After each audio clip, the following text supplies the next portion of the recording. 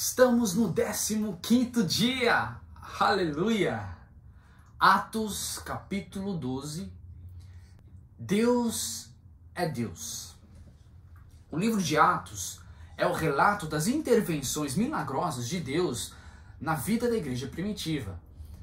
O médico e historiador Lucas, autor do livro, vem relatando uma conversão maravilhosa após a outra.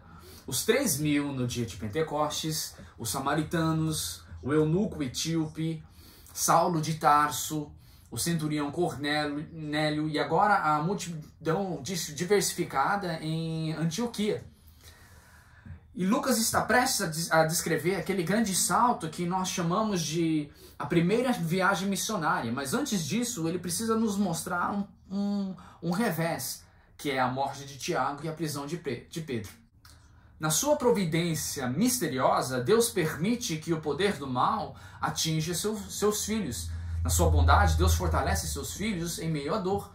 Com seu poder, Deus livra seus filhos nas horas de extrema urgência. Ele jamais perde o controle da situação, nem permite que seus filhos sejam provados sem tirar resultados desses fatos gloriosos. Herodes Agripa, o primeiro, para manter sua boa reputação e popularidade entre os líderes judaicos, passou a perseguir os cristãos. Tiago, irmão de João, e Pedro faziam parte do núcleo mais íntimo de Jesus, dos discípulos de Jesus. Eram líderes influentes na igreja. Herodes mata um e prende o outro. Não temos explicação do porquê o Senhor permitiu que Tiago morresse, enquanto enviou seu anjo para libertar Pedro. A única resposta é a soberana vontade de Deus. Assim como Paulo diz em Romanos capítulo 14, versículo 8. Porque se vivemos, para o Senhor vivemos. Se morremos, para o Senhor morremos. Quer pois vivamos ou morramos, somos do Senhor. Na galeria da fé, descrita em Hebreus capítulo 11, uns foram libertos do fogo e da boca de leões pela fé. Outros, pela fé, foram cerrados e mortos ao meio. Uns são libertos pela fé, outros morrem pela fé. Uns seguem lutando na fé, outros permanecem celebrando no céu. Deus é Deus quando nos livra da morte e quando nos leva para a sua presença. Quando a igreja se une em oração, cadeias são quebradas, como aconteceu com Pedro na prisão.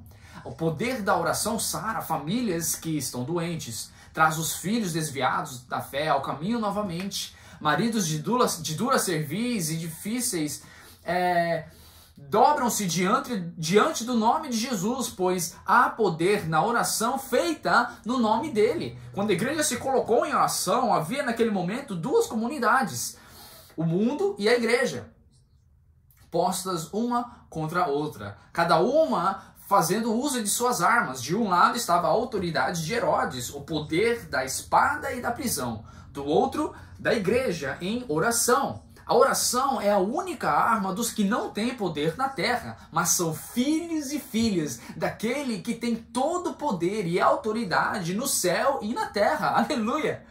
E no início do capítulo 12, nós vemos Herodes que parecia ter controle, ou estar no controle, enquanto a igreja parecia estar perdendo a batalha. Mas ao final do capítulo, Herodes está morto e a igreja sai muito viva e crescendo rapidamente. Deus enviou um anjo para livrar Pedro da morte e outro para precipitar Herodes à morte.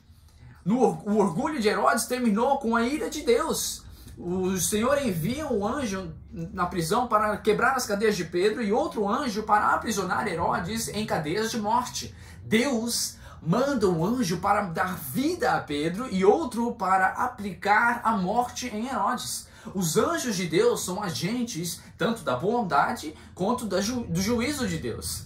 Herodes expirou devorado por vermes e Pedro continuou seu ministério glorioso. O forte se tornou fraco e o fraco se tornou forte. O que estava sentenciado à morte viveu e morreu o que o sentenciou à morte.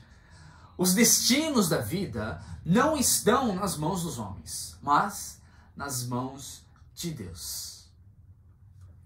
Deus abençoe seu dia.